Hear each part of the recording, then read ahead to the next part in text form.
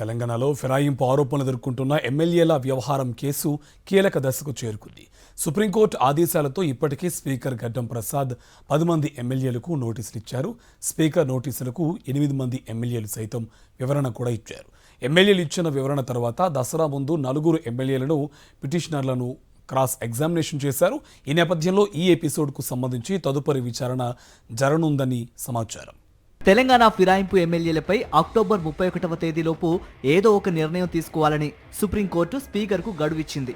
October 6వ తేదీన విదేశీ పర్యటనకు వెళ్లిన స్పీకర్ గడ్డం ప్రసాద్ గురువారం హైదరాబాద్కు చేరుకున్నారు. విదేశీ పర్యటనకు బయలుదేరే ముందు స్పీకర్ 4 ఎమ్మెల్యేలను విచారించారు.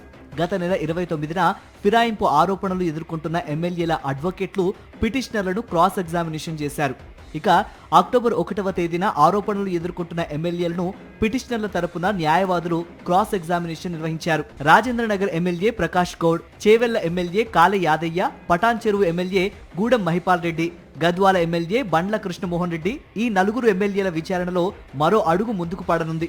బుధవారం 4 ఎమ్మెల్యేలను, వీరిపై పిటిషన్ వేసిన వారిని స్పీకర్ మరోసారి ప్రత్యక్షంగా విచారించనున్నారు. ఈసారి విచారణలో భాగంగా ఓరల్ ఆర్గ్యుమెంట్స్ ఉంటాయని స్పీకర్ కార్యాలయం నోటీసులో పేర్కొంది.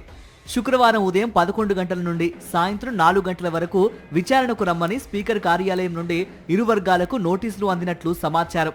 శుక్రవారం ఉదయం 11 గంటలకు ప్రకాష్ గౌడ్ కేసు విచారణకు రానుంది. మధ్యాహ్నం 12 గంటలకు కాళ యాదయ్య కేసు విచారణకు రానుంది. మధ్యాహ్నం 2 గంటలకు గూడెం మహిపాల్ రెడ్డి కేసు, మధ్యాహ్నం 3 గంటలకు బండ్ల కృష్ణమోహన్ రెడ్డి కేసు విచారణ జరపడానికి షెడ్యూల్ రెడీ చేశారు. ఈ 4 ఎమ్మెల్యేల విచారణ పూర్తయిన తర్వాత మరో 4 ఎమ్మెల్యేల విచారణకు షెడ్యూల్ ఖరారు చేయనున్నట్లు సమాచారం.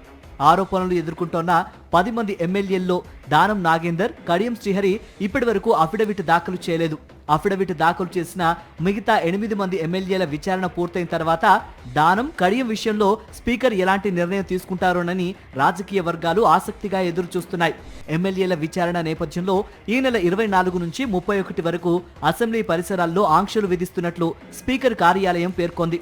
ఇక ఫిరాయింపు ఎమ్మెల్యేల అంశంలో త్వరగా విచారణ చేస్తున్న స్పీకర్ నిర్ణయం ఎప్పుడు తీసుకుంటారో, అది ఎలా ఉంటుందోననేది తెలంగాణ రాజకీయాల్లో ఆసక్తికరంగా మారింది.